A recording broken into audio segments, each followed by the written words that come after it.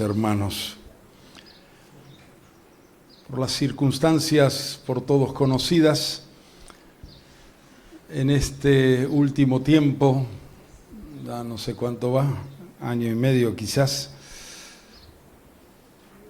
Dios me ha permitido estar más cerca de ustedes y lo hago y lo he hecho y lo seguiré haciendo con mucha alegría, con mucho amor, y ha sido muy lindo estar estos 3 días con ustedes, desde el jueves a la tarde que llegamos.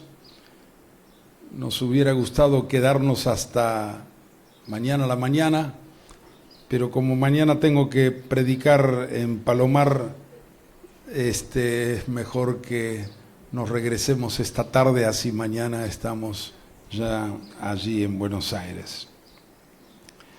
Pero me he gozado mucho, especialmente en los tiempos de la comida o en el parque, ir conociendo más de cerca, conversando con unos y con otros. Me hubiera gustado haberlo hecho con muchos más, ya tendremos oportunidad, pero realmente con Silvia estamos muy felices, muy contentos de poder compartir con ustedes este tiempo. Compartir tiempo es compartir vida, porque el tiempo es parte de nuestra vida. Amén. Y hemos sido bendecidos, edificados y renovados en estos días al estar junto con ustedes. Sabemos que el que comenzó la buena obra la va a completar, la va a perfeccionar hasta el día de Jesucristo. Amén. Bueno, el lema de este encuentro, como ya sabemos, restaurando los cimientos. El grupo que organizó, planificó, oró y pensó en estos días, sintió del Señor este tema que tiene que ser abordado en este encuentro, y me pidieron a mí que en los 3 mensajes que tuviera, en cada mensaje enfocara una de las verdades principales que Dios restauró en medio nuestro cuando hace años atrás, como 50 años atrás, nos visitó con el Espíritu Santo. El primer tema, como ya lo prediqué ayer por la mañana, el Evangelio del Reino y el Señorío de Cristo, es uno de los fundamentos principales que el Señor restauró en medio nuestro. Luego ayer hablamos sobre el reino de Dios y la palabra de Dios, que Dios reina por medio de su palabra. Él ejerce su gobierno a través de su palabra. Y vimos que la palabra de Dios nos llega a nosotros en 2 modalidades diferentes, como verdad y como mandamientos. De esas 2 formas llega la palabra de Dios a nosotros. Y dijimos que la totalidad de la verdad en el griego del Nuevo Testamento se llama kerigma, y la totalidad de los mandamientos en el griego del Nuevo Testamento se llama didaqué. Y esto, verdad y mandamientos, son la palabra de Dios a través del cual el reino de Dios llega a nuestras vidas en una forma muy concreta y práctica. La palabra de Dios es eterna, es inmutable, por lo tanto no puede cambiarse, no puede modificarse, y nosotros, al reconocer a Jesús como nuestro Rey y como nuestro Señor, estamos sujetos a su autoridad, y esa voluntad de Dios nos llega a nosotros por la palabra. La verdad tiene que ser creída, y los mandamientos tienen que ser obedecidos. Así que fe y obediencia son las 2 cosas que nos hacen crecer y desarrollarnos en la vida cristiana, y el propósito de Dios es que seamos transformados a la imagen de Cristo a través de la verdad y a través de sus mandamientos. Hoy el tercer día y el último tema que tengo que desarrollar, también los hermanos que organizan me pidieron que hablara sobre el discipulado y la iglesia en las casas. La iglesia funcionando por las casas, pero la base de eso es justamente el discipulado.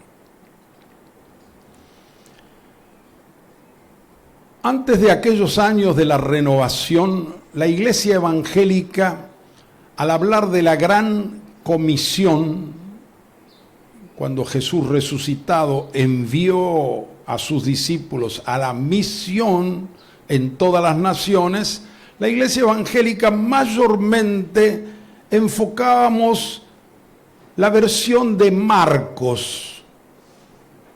Todas las versiones en los 4 evangelios son complementarias, pero nosotros enfatizábamos mucho el evangelio de Marcos en el capítulo 16. Cuando yo me convertí, me acuerdo que cómo nos marcó eso de que Jesús dice a sus discípulos: id por todo el mundo y predicad el evangelio a toda criatura. Y eso era nuestro lema. Formamos un movimiento juvenil en aquellos años de avivamiento que hubo cuando yo me convertí. Yo tenía 15 años y éramos adolescentes y jóvenes que íbamos de los 15 hasta los 25 años.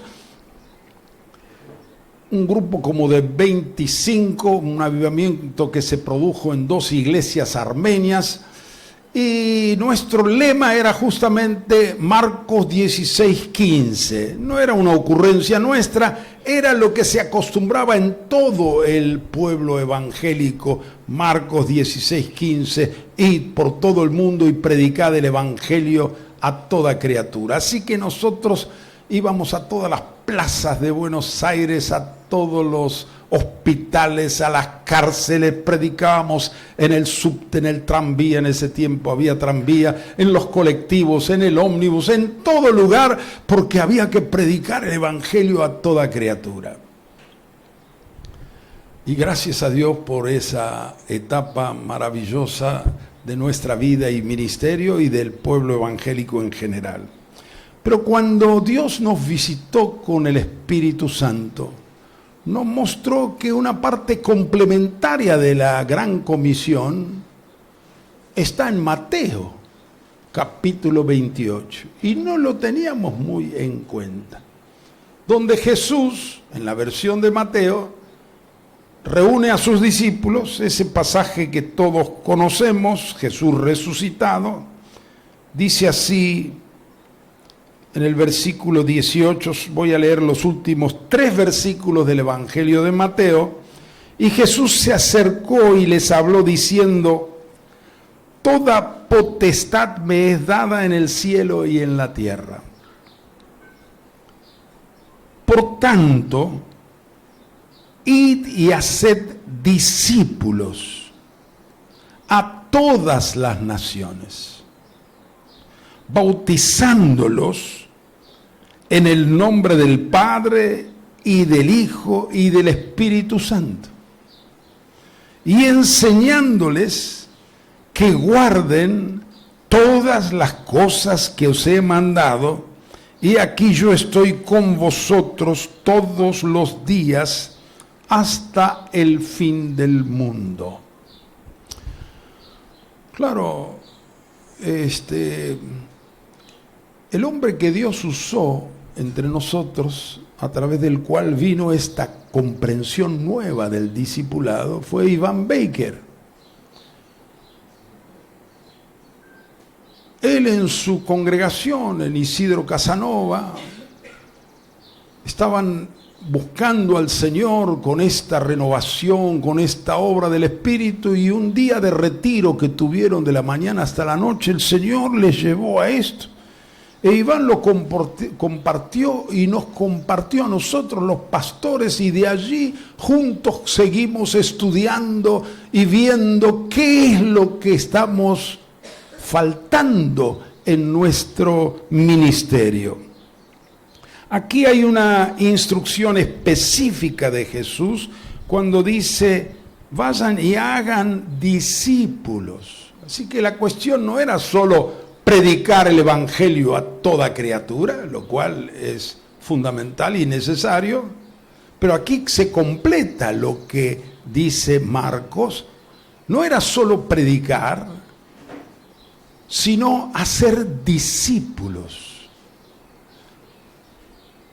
bautizándolos en el nombre del Padre y del Hijo y del Espíritu Santo, y sigue diciendo, enseñándoles a que guarden todas las cosas que yo os he mandado.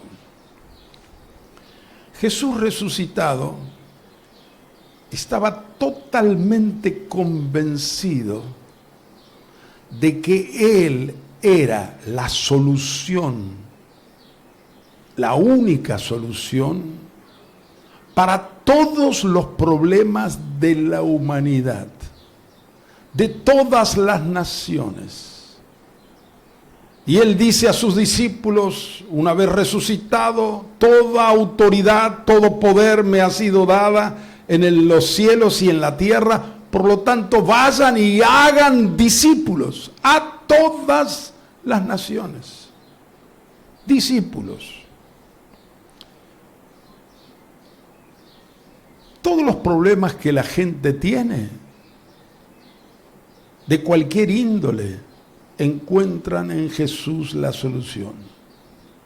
Tanto los problemas personales, familiares, los problemas de carácter, de vicios, de pecados, de egoísmo, de amargura, de depresión, de esclavitud al pecado, al vicio, cualquier tipo de problema de las naciones. La solución es Jesús. No hay otra solución. Los gobernantes, los políticos, los reyes, los pensadores, los filósofos ensayan diferentes propuestas y siempre fracasan y fracasan y fracasan.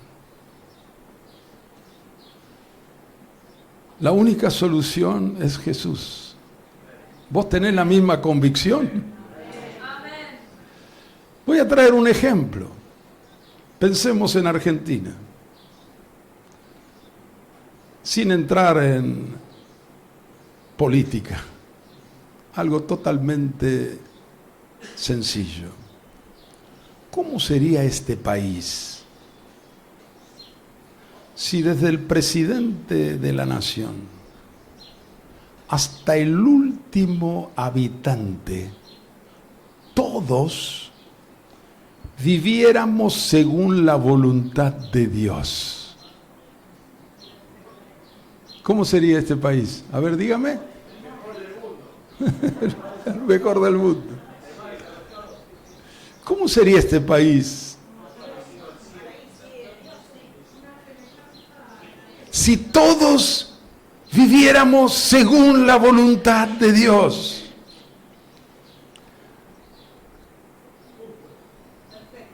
Perfecto, sería un paraíso, sería maravilloso. Pues pensemos solo en un mandamiento de los que Jesús dejó. ¿Cómo sería este país si cada uno amara a su prójimo como a sí mismo? ¿Cómo sería este país? Pensemos solo en una familia. Si el marido ama a su esposa como a sí mismo, o la esposa al marido, los padres a los hijos, los vecinos, los empresarios con sus obreros, todos los habitantes, cada uno amara a su prójimo como a sí mismo. Hermanos queridos, yo estoy totalmente convencido de que Jesús es la única solución para todos los problemas de esta nación y de todas las naciones del mundo. ¿Cuántos dicen amén?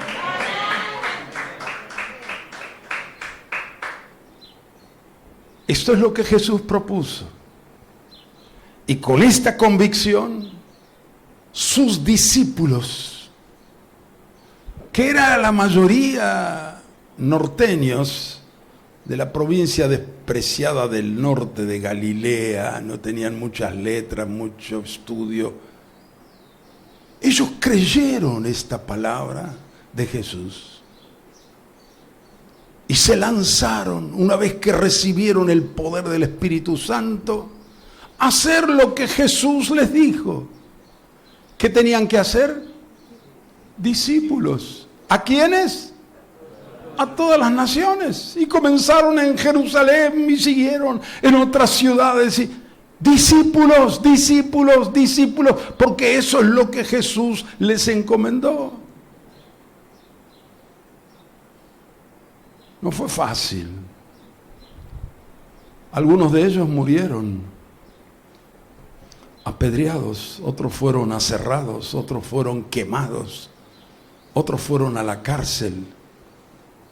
Miles y miles murieron, pero la sangre de los mártires era la semilla del Evangelio y seguía y seguía.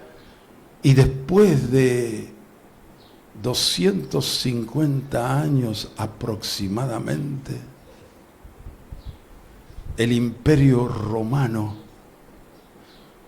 que dominaba todas las naciones con vara de hierro, con autoridad, con un ejército poderoso, el emperador del Imperio Romano, Constantino, en el año 312-13, también se convirtió y estableció en el imperio el cristianismo como religión oficial, con su pro y contra. Pero miren, ellos se tomaron a pecho lo que Jesús les dijo. Ellos estaban convencidos que la solución para toda la humanidad era Jesús. Amén. Y fueron a todas las naciones haciendo discípulos. Amén. Cuando nosotros leemos, vamos a Hechos, capítulo 2, está la venida del Espíritu Santo, el derramamiento del Espíritu, la predicación de Pedro. En aquel momento miles se juntaron y aquel mismo día 3,000 personas se convirtieron, creyeron que Jesús es el Kyrios, el Mesías. Hacía 53 días que lo habían crucificado en Jerusalén a Jesús. Y ahora estos, con el poder del Espíritu, declaran abiertamente que ese a quien ustedes crucificaron, Dios lo ha hecho Señor y Cristo, Kyrios y Mesías. 3,000 personas se convirtieron, creyeron, aceptaron el Evangelio y se bautizaron. Y en 2:42 dice, y perseveraban en la doctrina de los apóstoles, en la comunión unos con otros, en el partimiento del pan y en las oraciones. ¿Cómo hacían con 3,000 personas? El versículo 44 dice, todos los que habían creído estaban juntos y tenían en común todas las cosas. El versículo 46 dice, y perseverando unánimes cada día en el templo, y partiendo el pan en las casas, comían juntos con alegría y sencillez de corazón. Ellos tenían dos modalidades de reunión para poder hacer bien el trabajo del discipulado. Una es que se juntaban todos en la puerta del templo. El templo era el templo de Jerusalén, el templo de Israel. Y no se reunían dentro del templo, solo al templo podían entrar los sacerdotes. Ellos se reunían en la puerta del templo. Es como decir, iban a la plaza central, a la plaza de Mayo. Como la catedral hoy está frente a la plaza de Mayo, o la casa de gobierno. Ellos iban a ese lugar central. Pero eso no era suficiente, porque eran muchas personas. ¿Cómo se hacía para conocer a cada uno? Para amar a cada uno. ¿Cómo se hacía para llorar con el que llora? Reír con el que ríe. ¿Cómo se hacía para saber quién tiene necesidad? Una necesidad legítima. ¿Cómo se hacía para enseñar, adoctrinar, discipular a cada uno como Jesús dijo? Así que también tenían otra modalidad. Se reunían todos juntos, perseverando unánimes cada día en el templo y partiendo el pan en las casas. Comían juntos con alegría y sencillez de corazón. Así que por las casas, hoy partimos el pan aquí todos juntos. Pero hay otra modalidad válida, es tener la cena del Señor en las casas. La iglesia funcionaba con esas dos modalidades, todos juntos y por las casas. Ahí en las casas, en grupos más pequeños, se puede conocer a cada uno, se puede enseñar a cada uno a su nivel. El que se bautizó necesita un discipulado cercano. Se puede orar por cada necesidad. Se puede entablar una amistad, una comunión. Servir los unos a los otros. La iglesia no es una congregación. La iglesia es una familia. Y esta familia se reúne a veces todos juntos y a veces por las casas para poder hacer el trabajo efectivamente. Vamos a Hechos capítulo 6. Seguimos estando en Jerusalén. Dice, en aquellos días, como creciera el número de ¿qué? ¿Hola? Discípulos. ¿Crecía el número de qué? De discípulos. Noten.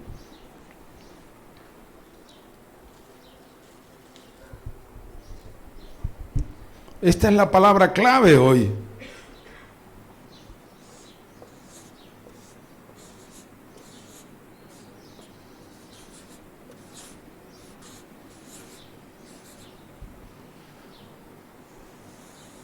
Esto es lo que mandó Jesús a hacer, discípulos. En el versículo 7 dice, y crecía la palabra del Señor, y el número de los discípulos se multiplicaba grandemente en Jerusalén. Vamos al capítulo 9, donde relata la conversión de Saulo, quien era el principal perseguidor de la iglesia. Dice, Saulo, respirando aún amenazas y muerte contra los discípulos del Señor. Son discípulos del Kyrios. Noten bien, la palabra Señor en griego dice Kyrios. Ya explicamos el primer día qué significa. Vamos al versículo 10. Había entonces en Damasco un discípulo llamado Ananías, a quien el Señor dijo en visión, Ananías, y él respondió, heme aquí, Señor. Y el Señor le dijo, levántate y ve a la calle que se llama Derecha y busca en casa de Judas a uno llamado Saulo de Tarso, porque aquí él ora. Y Ananías, después de decir, Señor, vos sabés quién es ese, ¿a dónde me estás mandando? Un trabajo un poco difícil. Anda, porque ese va a ser un instrumento bueno en mis manos. Ananías obedeció y fue. Y fue a la casa de Judas. Un Judas que estaba viviendo en Damasco, en la calle que se llama Derecha, y lo encontró. Y cuando lo encontró, Saulo hacía 3 días se había encontrado con Jesús en el camino a Damasco. Él iba para perseguir a los discípulos, pero este discípulo llamado Ananías vino y lo encontró, y en esa casa lo abrazó, le dijo: hermano Saulo, ahora ¿qué te detienes? Levántate, bautízate, lava tus pecados en el nombre de Jesús. Y oró por él para que sea lleno del Espíritu Santo. Y también Pablo había quedado ciego, su ceguera desapareció. Interesante que dice que Ananías era un discípulo. Y Saulo, una vez que fue bautizado, dice versículo 19, y habiendo tomado alimento recobró fuerzas, y estuvo Saulo por algunos días con los discípulos que estaban en Damasco.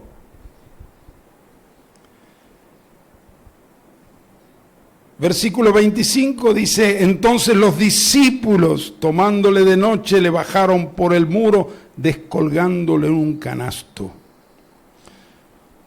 Versículo 36, Hechos 9:36. Había entonces en Jope una discípula llamada Tabita, discípula. Versículo 38. Y como Lida estaba cerca de Jope, los discípulos, oyendo que Pedro está, discípulos. Bueno, podemos seguir leyendo muchos versículos más, pero basta algunos para comprender esto. Queridos hermanos, en el mundo evangélico, la palabra que más usamos para referirnos a los hermanos es la palabra creyente. La palabra creyente aparece en el Nuevo Testamento 12 veces. Otra palabra que me gusta mucho es la palabra cristiano. En todo el Nuevo Testamento la palabra cristiano aparece 3 veces. La palabra evangélico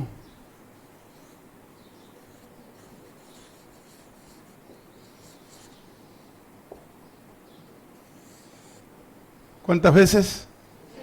0. La palabra católico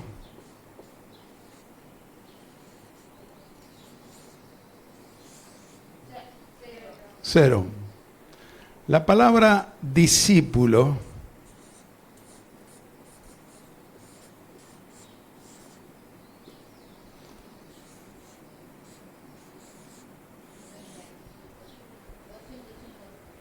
¿Hay alguna diferencia, no? ¿Qué significa esto? Ellos entendieron bien lo que Jesús le dijo: vayan y hagan, ¿qué? Discípulos. Por eso dice, creciendo el número de los discípulos, y había un discípulo llamado Ananías. Hermanos, aquí tenemos que prestar mucha atención. La solución para Argentina o para cualquier nación del mundo no es que la gente se haga evangélica ni católica. Estuve hace 2 meses en Colombia, donde el número de los evangélicos, según el gobierno, ya ha llegado a 19%.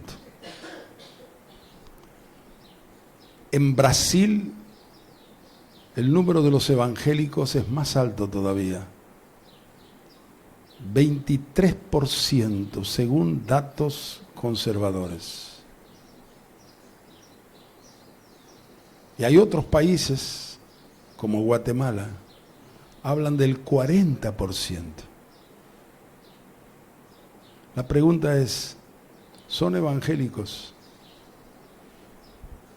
pero son discípulos? El país no cambia.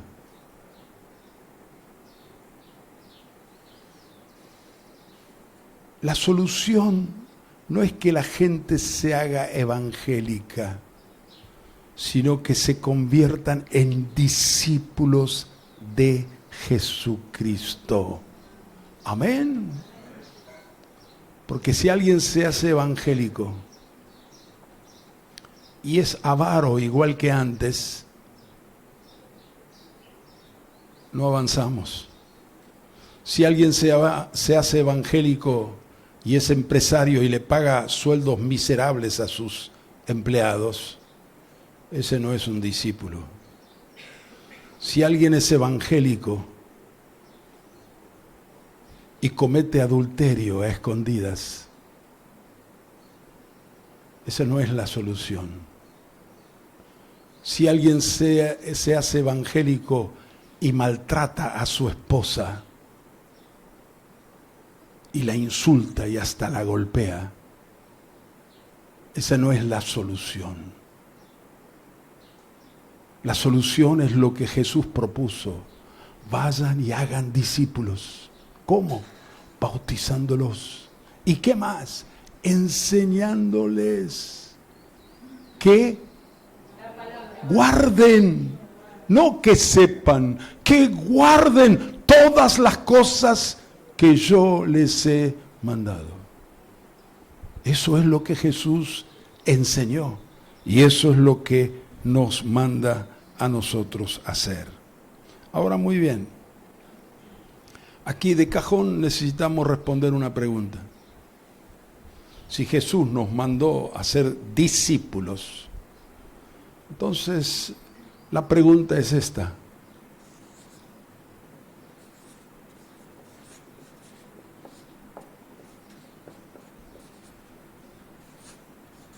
¿qué es un discípulo?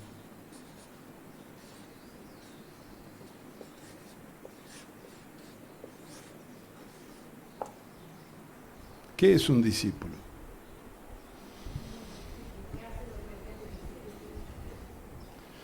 De todos los que estamos aquí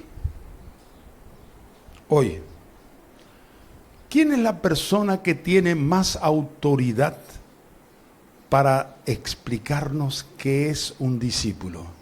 Díganme ustedes, de todos los que estamos aquí, y les aclaro que yo no soy, por las dudas, piensen en otro que no soy yo. ¿Quién es?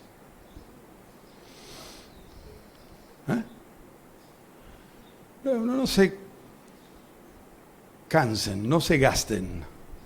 Lo voy a decir yo: Jesucristo. ¿Amén? ¿Él está aquí o no? Sí. Entonces, Él es la persona más autorizada para decirnos qué es un discípulo. Y Él lo explicó claramente. Vamos a Lucas capítulo 14. Jesús personalmente, físicamente no está en medio nuestro, pero está espiritualmente y está su palabra físicamente. Y así que abrimos Lucas capítulo 14 y leemos a partir del versículo 25. Es importante el 25 porque nos muestra el contexto. Estamos restaurando los cimientos, ¿no, Claudio? Los fundamentos, estamos revisando. Ahora vamos a ver qué es un discípulo. Lo importante es que cada uno de nosotros nos revisemos y veamos qué somos. ¿Somos evangélicos o somos discípulos? Muy bien. Dice el 25, grandes multitudes iban con él y volviéndose les dijo, se refiere a Jesús con él. Ahora, es muy importante este versículo porque multitudes vienen, qué lindo para hacer una campaña de evangelización. Sí, es muy lindo y es lo que hizo Jesús.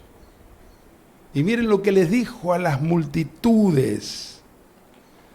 Si alguno viene a mí y no aborrece a su padre y madre y mujer e hijos y hermanos y hermanas y aún también su propia vida, no puede ser mi discípulo.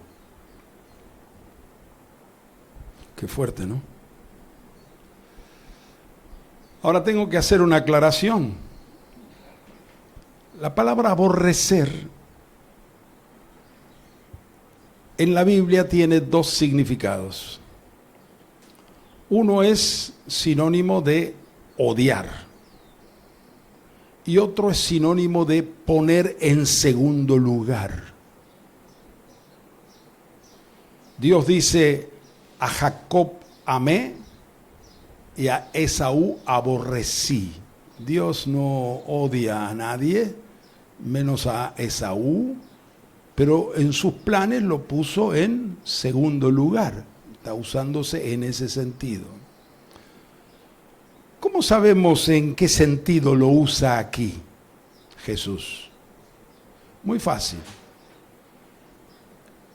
En los otros evangelios usa una palabra diferente que nos ayuda a entender en qué sentido lo está diciendo. En Mateo capítulo 10, versículo 37, Mateo usa otra expresión que es sinónimo. Dice allí en Mateo: el que ama padre, madre, esposa, hijos, más que a mí, no es digno de mí. Así que lo que está diciendo aquí, aborrecer no es odiar. Nadie tiene que odiar a papá, a mamá, a su esposa, a sus hijos y aún su propia vida, sino ponerlo en segundo lugar. Entonces, según Jesús,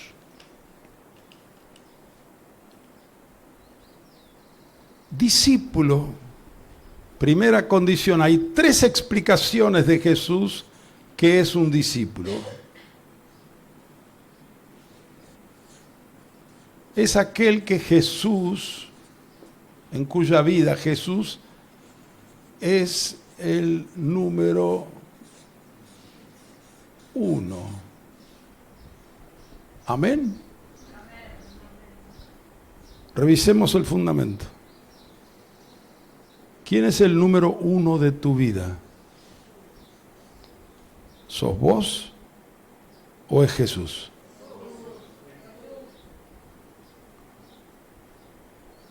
Antes que tu madre, tu padre, tu esposa, tu marido, tus hijos, tus hermanos, antes que tu propia vida, lo pones a Jesús. ¿Cuántos dicen amén? Bueno, revisando los fundamentos, si a alguien le está faltando un poco o le está faltando mucho, ponga en orden su vida. ¿Amén? ¿Podés hoy definirte? Si hoy, hasta hoy estaba más o menos, hoy podés, al tener la palabra de Jesús clara, podés decir: Jesús es el número 1 en mi vida. A ver. Podés decirlo con un poco más de fe y entusiasmo. A ver, vamos a ver. Amén. Aleluya. Ahí estamos. Hay una segunda explicación de Jesús. Versículo 27. Este es Lucas 14, 26. Ahora vamos a Lucas 14, 27. La segunda explicación. Dice Jesús: y el que no lleva su cruz y viene en pos de mí, no puede ser mi discípulo. Sin cruz no hay discípulo. Ahora, ¿qué significa tomar la cruz y seguir a Jesús? no espiritualicemos demasiado, no nos vayamos por las ramas. Nos preguntamos sencillamente, ¿qué significó para Jesús la cruz? La Biblia lo explica.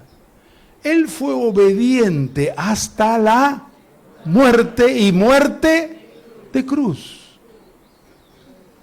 La cruz para Jesús significa obediencia total.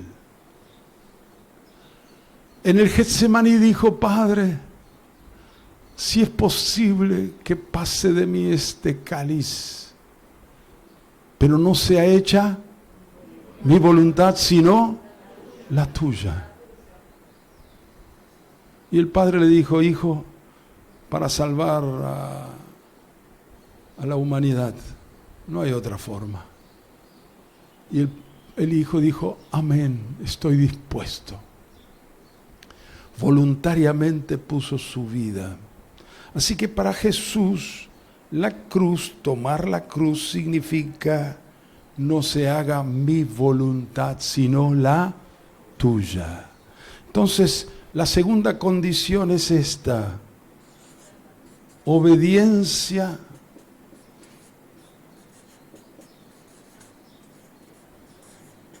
total.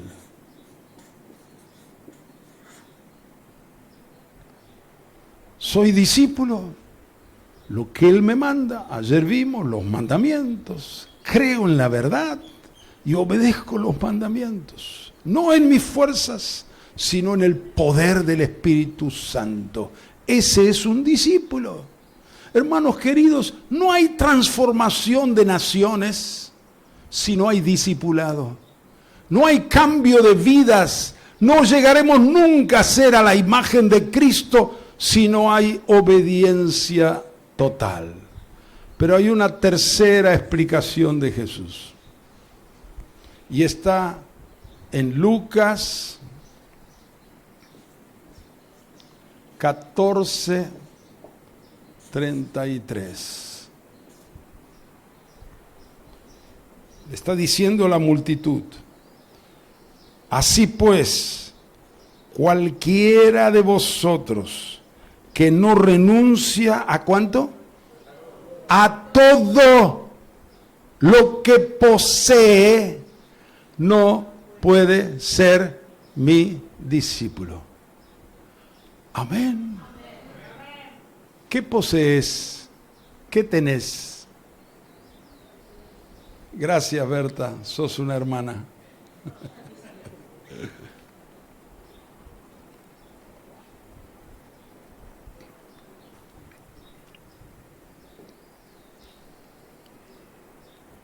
¿Qué posees?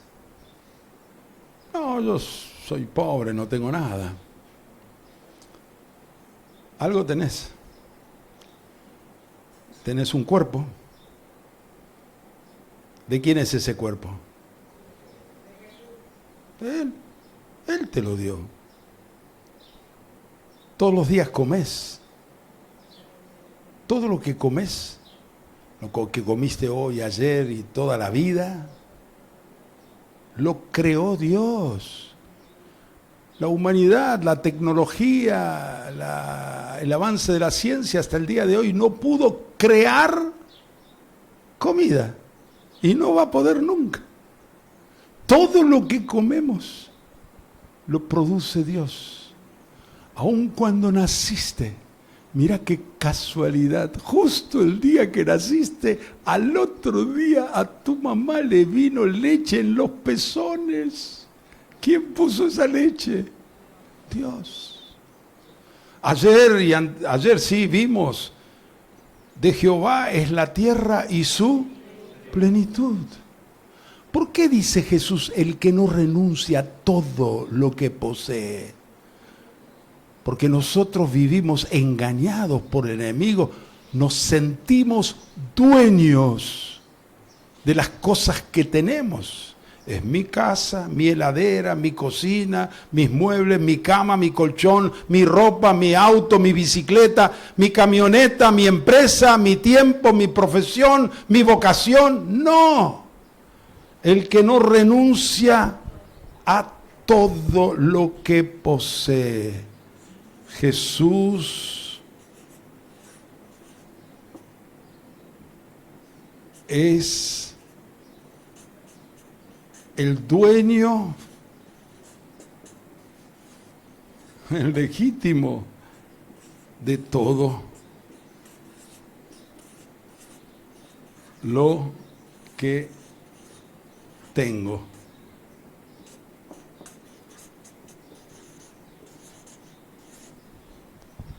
¿Cuántos dicen amén?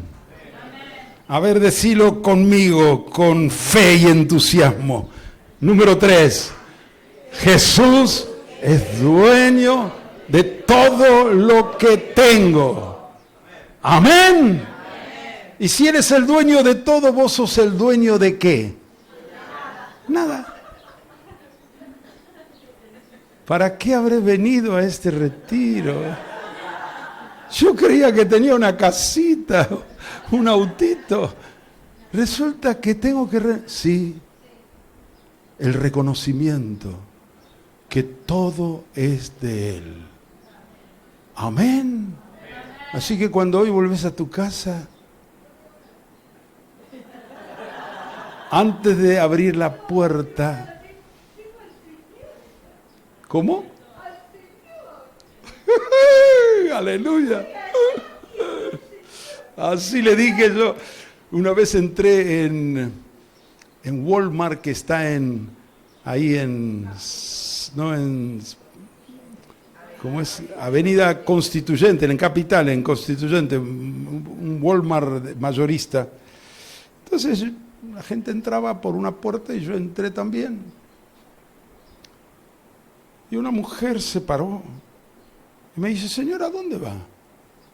Le digo: a Walmart. ¿Y qué va a hacer? A comprar.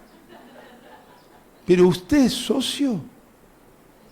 No, no soy socio. No sabía que para entrar hay que ser socio.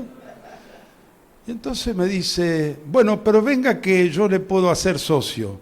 ¿Tiene alguna tarjeta de crédito? Le dije: no, no tengo. ¿Tiene quit?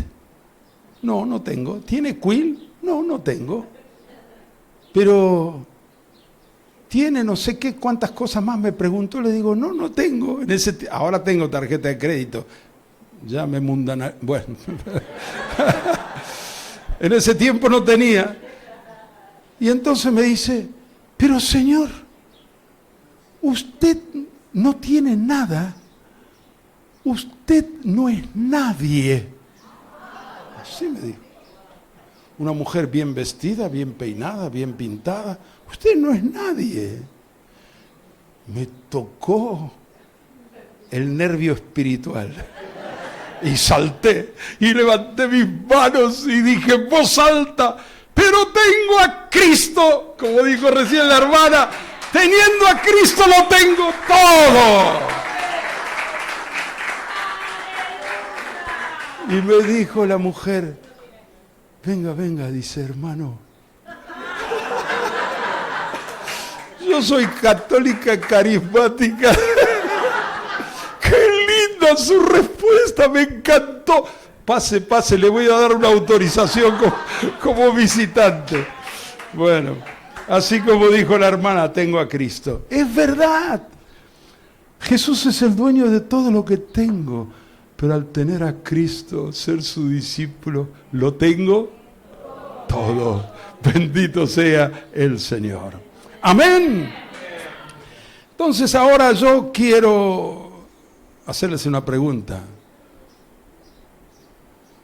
¿Cuántos discípulos hay aquí? A ver, vamos a poner 1, 2, 3. Ya aclaramos. Si estaba algo medio flojo en tu vida, hoy estamos restaurando los cimientos. Amén. Entonces yo te animo a que te pongas de pie ahora y declares: soy un discípulo o una discípula de Jesucristo. A ver, ¿cuántos discípulos hay aquí? Pónganse de pie y declaren con fe, con entusiasmo, en voz alta. Amén. A ver, espera. 1, 2, 3 voy a decir. 1, 2, 3. Pero vamos, así como yo le dije a esa mujer, con ese entusiasmo, a ver, soy una discípula de Jesucristo. Amén. Aleluya. Dale un abrazo a tu hermano que está al lado tuyo, que también es un discípulo de Jesucristo. Aleluya. Amén.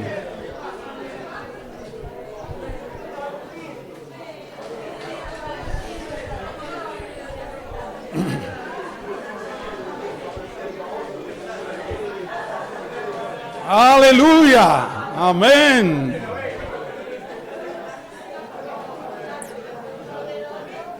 Bueno, tomen asiento, hermanos.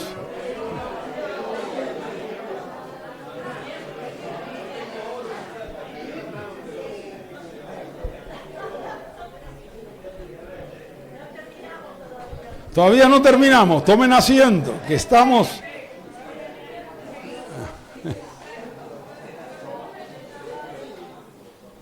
Aleluya. Tenemos una comunidad de discípulos, gloria a Dios. Tengo que acelerar.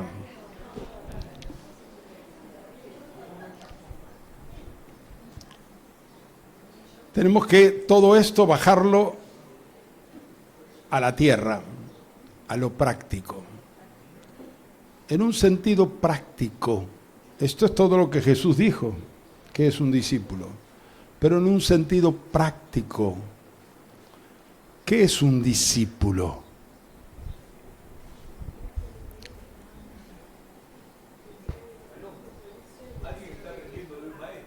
Exactamente. Hoy a los que van a la escuela, a los niños se le dice alumnos. Alumno es una palabra relativamente moderna, 200 años para acá recién se incorporó la palabra alumno en forma general, pero antiguamente en vez de decir alumno decían discípulo.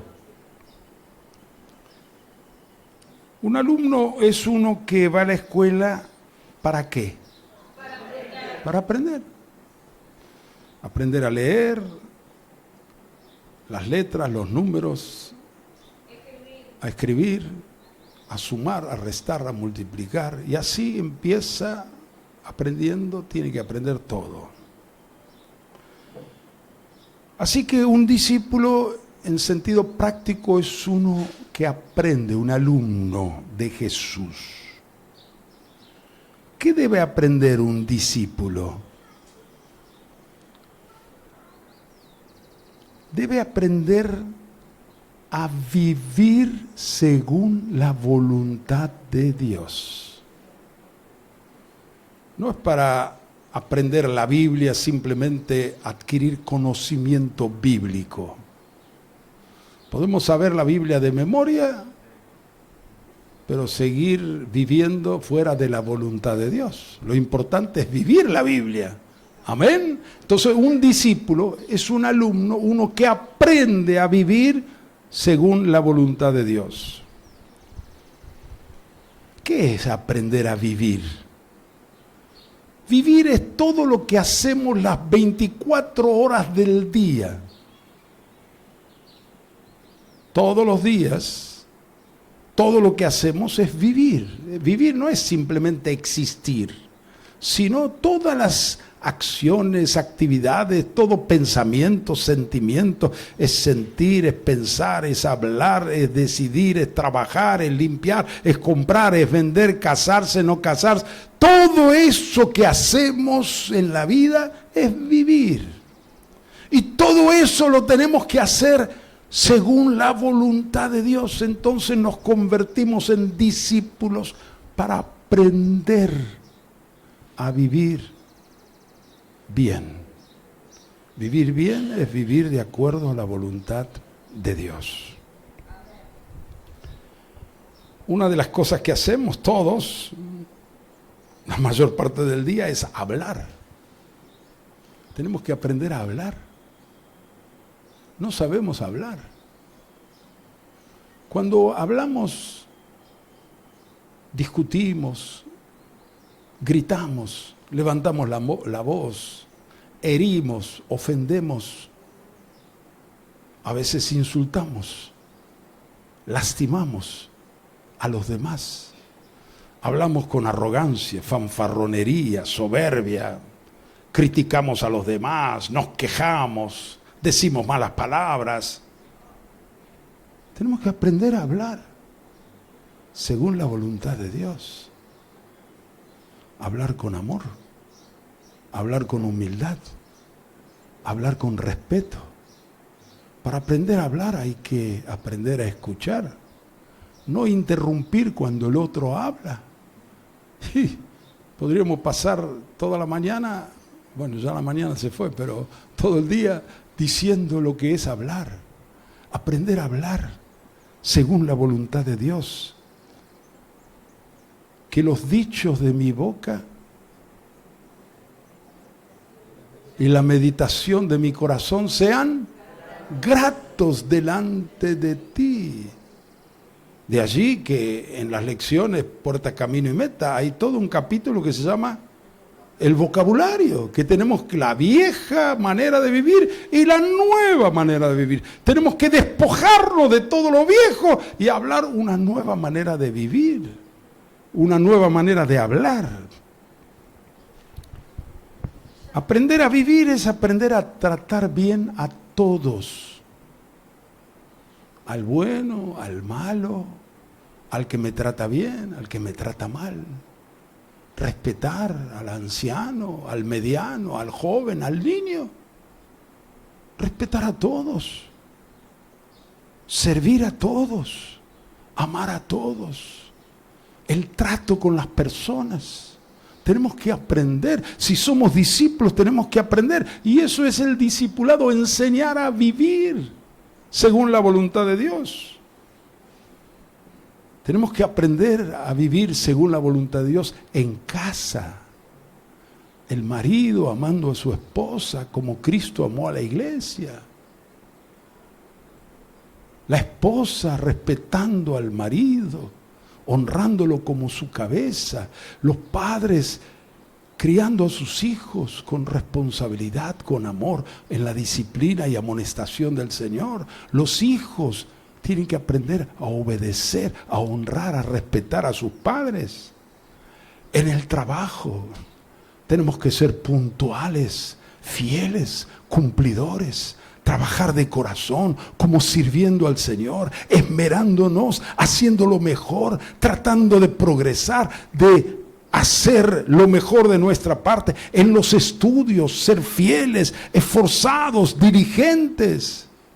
Tenemos que aprender a vivir, todo eso es vivir. En el área sexual, si somos solteros, o viudos, viudas, divorciados, divorciadas, no podemos tener relaciones sexuales con nadie. Y si somos casados, solo con la esposa o el marido, y en santidad, como verdadera expresión de amor hacia el otro. Todo eso tenemos que aprender. Tenemos que aprender a administrar el dinero como corresponde, en la voluntad de Dios, ser ordenados, no meternos en deudas, limitar a hacer un presupuesto cada mes. No podemos llegar a fin de mes siempre creando deudas. Tenemos que saber aprender como Pablo. Él dice, he aprendido a tener mucho y a tener poco. Hay momentos que tenemos poco y hay que administrarlo con prolijidad. Administrar, ser ordenados. Tenemos que aprender a desarrollar una comunión con Dios, la oración, la palabra. Tenemos que aprender a relacionarnos bien con los hermanos. Tenemos que aprender a servir, a honrar al otro más que a mí mismo. Y así todo hay que aprender. Eso es ser discípulo, aprender a vivir según la voluntad de Dios. Tenemos que aprender a evangelizar, ganar a nuestros vecinos, a ser discípulos. Tenemos que aprender a ser sal de esta tierra y luz en este mundo. Tenemos que aprender, como dijeron ayer las hermanas, a servir al que necesita, al que tiene hambre, al que está sufriendo, al que llora, acercarnos, llorar con el que llora, acompañar al que sufre. Somos discípulos. Discípulo significa que quiere ser como Jesús, como su maestro. Eso es lo que tenemos que aprender a ser como Cristo. Amén.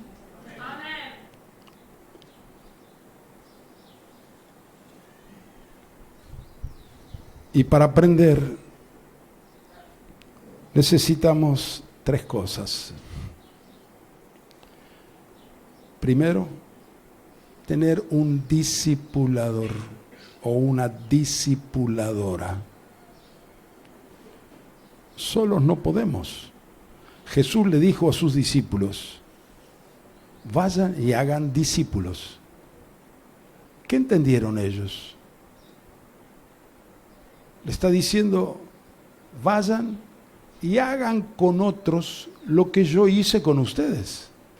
Durante 3 años los discipuló, les corrigió, les enseñó, les reveló, les enseñó, les corrigió. Fue ejemplo para ellos. Y ahora le dice, ustedes vayan y hagan lo mismo, hagan discípulos. Entonces todos tenemos que tener un discipulador con quien estamos vinculados, para luego nosotros ser discipuladores y enseñar a otros, discipular a otros. Entonces lo primero que necesitamos es tener un discipulador. ¿Quién es tu discipulador? Hay que definirlo. Todos podemos aprender de todos, pero alguien tiene que estar responsable en tu vida. Yo tengo a alguien que es responsable por mi vida. Me corrige, me reprende, le cuento mis problemas, abro mi corazón, confieso mis pecados, me aconseja, me anima, ora por mí. Cada uno necesitamos tener a alguien. Segunda cosa que necesitamos, un programa de enseñanza. La maestra en la escuela tiene un programa para el año, tiene contenidos. No se puede así ir al tuntún. Y Jesús dijo, vayan y hagan discípulos bautizando y enseñando todo el programa completo, lo que yo les enseñé a ustedes. Necesitamos un programa de enseñanza. Así fue que nació Puerta, Camino y Meta. Vimos que necesitábamos, me acuerdo en el año 74, 75, nos juntamos todos los miércoles a la mañana, un grupo de pastores, estaba Benson, Swindoll, Mario, Snyder, Juan Laboceta, Ángel Negro, Augusto Erickson, Iván Baker, y así estábamos todos, unos cuantos más. Toda la semana nos reuníamos para preguntarnos, ¿qué hay que enseñar? Vayamos armando un programa de enseñanza. Y así fue que nació Puerta, Camino y Meta. Puerta porque es la iniciación de la vida cristiana, luego la meta de todo discípulo es ser como Jesús, y luego viene el camino, que es la parte más extensa. No es solamente, puede ser otro programa, pero tiene que estar la palabra de Dios. Lo que hay que enseñar no son historias bíblicas, es el querigma y la didaqué, sea Puerta, Camino y Meta u otro. Si encuentran un programa mejor todavía, pero tiene que haber sustancia, tiene que haber un programa. Y la tercera y última cosa que hace falta es que cada uno estemos integrados en un grupo de hogar. No es suficiente reunirnos los domingos, eso es muy bueno, muy necesario, pero no es suficiente. Durante la semana, toda la congregación, cada hermano, cada familia tiene que estar en un grupo de hogar. La iglesia funcionaba, partían el pan por las casas. Leímos que Ananías bautizó a Saulo en la casa de Judas en Damasco. Pedro fue a la casa de Cornelio y ahí en su casa estaban reunidos toda la familia y los parientes y los vecinos. Y todos se convirtieron y todos se bautizaron en una casa. Cuando a Pedro lo pusieron preso, la iglesia se reunía a orar en la casa de María, la madre de Juan Marcos, y hacían todos los días oración por Pedro, y Dios hizo el milagro y lo liberó en la casa de María. Pablo dice a los de Éfeso, durante estos 3 años les he enseñado públicamente y por las casas. Pablo escribe a la iglesia de Roma y dice, habla de Aquila y Priscila y la iglesia de su casa. Mire, le llama iglesia. No dice grupo de hogar, iglesia en su casa. Y en Colosenses 4:15 dice también, saludos a Ninfas y a la iglesia que está en su casa. Había una iglesia en la casa de Ninfas. La iglesia no es el edificio, es la gente. Cuando le escribe a Filemón, Pablo le dice, y la iglesia de tu casa. El funcionamiento de la congregación tiene que ir afirmándose en esto. Y este es el programa y el plan que tienen los 6 hermanos, 5 hermanos y Katy entre ellos 6, para Morón el próximo año, fortalecer los grupos que ya existen en las casas y abrir nuevos grupos en las casas. Un hermano estos días me dijo que vive en Mariano Acosta. ¿Quién era? Ahí tenemos que abrir tu casa. Van a venir los vecinos, se van a convertir y va a ser la iglesia de tu casa. Al principio te vamos a ayudar, pero después vos mismo vas a hacer. Hablé con otro que está ¿en dónde está? Abel, en La Salada, por ahí. ¿Hay una iglesia en tu casa? ¿Va a haber o no o hay? ¿Hay ya? ¿Va a haber? Ah, amén. Bueno, Claudio, cada casa, ¿sabe qué fácil va a crecer la iglesia? Allí, cada casa se abre. Y los vecinos, invitarlos, tener relación, amistad, saludar a los vecinos, servirles, ser simpáticos con ellos, darles el amor de Cristo, invitarlos. La gente hoy necesita más que nunca. En cada casa tiene que ir abriéndose una iglesia, un grupo de discípulos. ¡Amén!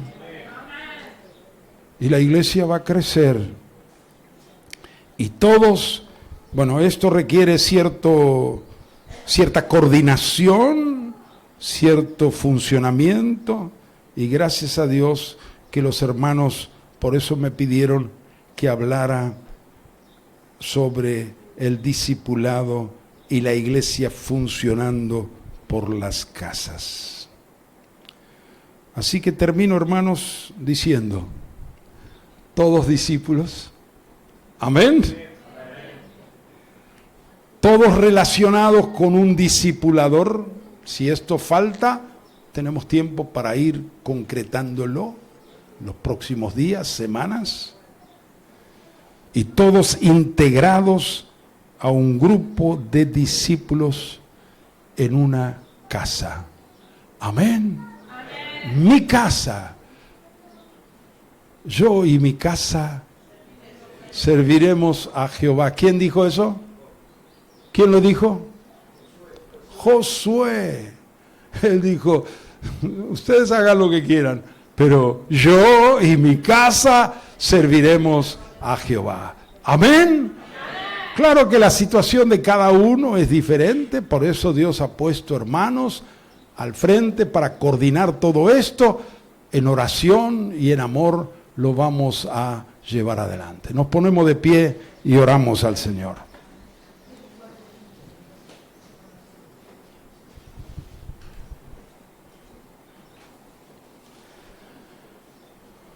¿Cuántos dicen conmigo? Yo y mi casa serviremos al Señor. A ver, levanta tu mano. Otra vez. Yo y mi casa serviremos al Señor. Amén, amén. Vamos a orar. Vení, Omar. Por favor, hace esta oración bendiciéndonos. Amén. Gracias, Señor. Gracias por las palabras recibidas, Señor. Oh, Señor, esa palabra que es espíritu y de verdad. Señor, yo te pido que como cuerpo de Cristo, Señor, esto que estuvimos escuchando, Señor, lo podamos seguir digiriendo, Señor, masticándolo, Señor, y que tu Espíritu Santo nos hable. Nos hable, nos dirija, Señor. Señor, vos sos el que ordenaste esto. No Jorge, no los hermanos. Vos en un momento trajiste esta revelación, Señor. Oh, Señor, que creemos que fue esa restauración de tu cuerpo, Señor, acá. Señor, yo te pido que vos nos toques, nos bendigas, Señor, como iglesia.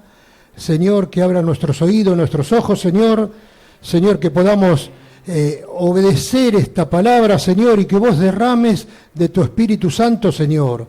Oh, para poder tener ese poder, Señor, para cumplir tus mandamientos, servirte y ser testigos, Señor, como dice tu palabra, Señor. Señor, te agradecemos.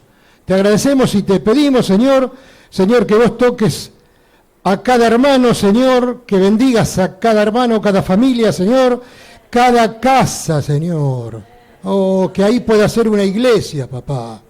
Señor, que cada uno de nosotros podamos ponernos a cuenta contigo, primeramente, que tu señorío, oh, Señor, lo podamos aceptar, Señor, lo podamos, oh, Señor, vivir en toda su dimensión, que lo podamos comprender, que tu Espíritu Santo nos lo revele, Señor.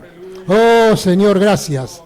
Señor, también nos declaramos, Señor, o sea, faltos, así como personas, pero sabemos que con tu Espíritu Santo, lo vamos a poder lograr. Oh, como dice tu palabra, con tu Espíritu podemos ser más que vencedores. Y todo lo puedo en Cristo que me fortalece. Amén. Amén, Señor. Señor, y queremos sentirnos fortalecidos por ti, Señor, por tu Espíritu Santo, Señor.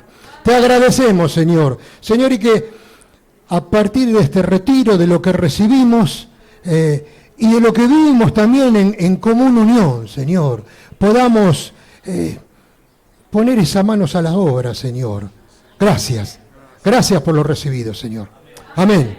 Amén.